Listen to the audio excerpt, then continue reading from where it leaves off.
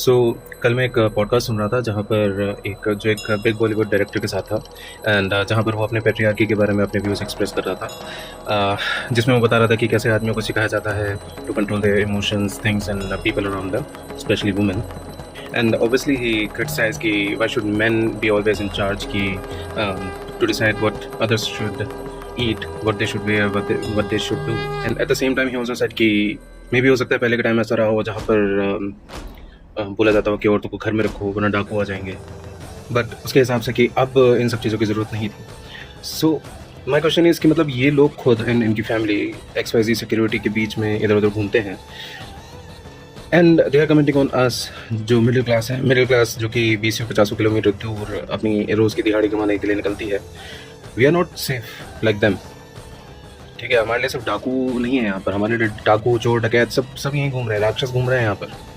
वो एलिमेंट्स जो क्या पता हमको, हम आदमियों को, या हो सकता है हमारी फैमिली को, हमारी औरतों को हमारे घर में, या हो सकता है बाहर कहीं हमारे एब्सेंस में मिल सकते हैं, जिनकी वजह से उनको खतरा हो सकता है। And let me remind you that here I am not criticizing any government. मैं किसी गवर्नमेंट की बात नहीं कर रहा हूँ ना, मैं पुलिस के ऊपर कमेंट कर रहा हूँ। मैं एक्चुअली बोल रहा हूँ the bad times that we are living इन।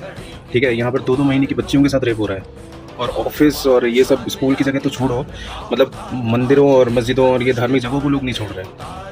ऐसे में मुझे ये सिखाना कि हमें क्या करना चाहिए, क्या नहीं करना चाहिए, and why should everything be in control of male, मेरे कंट्रोल में या मेरे पापा के कंट्रोल में या मे बी किसी और मेल मेंबर के कंट्रोल में होनी चाहिए या नहीं होनी चाहिए, you are nobody to comment on that because that's none of your business. क्योंकि मैं और मेरी फैमिली जानते हैं अच्छी तरीके से कि हमारे भले के बारे में जो सोच सकता है हम खुद सोच सकते हैं, कोई और नहीं। Males are physically superior and women are emotionally superior, बात खत्म। लेकिन इन भाई साहब का लेक्चर अभी तक खत्म नहीं हुआ। सो ये पॉडकास्टर ने पूछा इनसे कि what is your definition about alpha male. तो इन भाई साहब ने कहा कि alpha is someone who should lead. अब ऐसे में मुझे ये बताओ कि until unless you don't have the control in your hand, how would you be able to lead? Suppose 5-6 लोग हैं जो एक ही जगह पर फंसे हुए हैं, ठीक है, and everybody is a male and alpha. ठीक है, अब now everybody will be thinking different and उनके डिसीजन अलग होंगे बिकॉज हर किसी का सोचना अलग है, हर किसी का तरीका अलग है। Everybody will be running in their different directions. That time you actually need someone who can lead and who could be in charge, जो सबको प्रोटेक्ट कर सके, फेथ को प्रोटेक्ट कर सके। He also mentioned one example कि leader and the males always want to be on the top of the pyramid, बल्कि ऐसा नहीं है। मेरे ख्याल से leader should be the one who should be on the base, working on the base.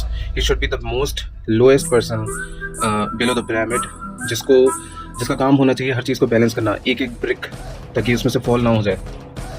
So he should be the one who should be working in the base, not on the top. Now this definition that I am giving, ये मतलब जो मैंने अभी बोला ये इसलिए था, ये लीडरशिप के ऊपर कमेंट था, नॉट ऑन कि मतलब अल्फा सिग्मा क्या होता है, उसके बारे में कभी और बात करेंगे।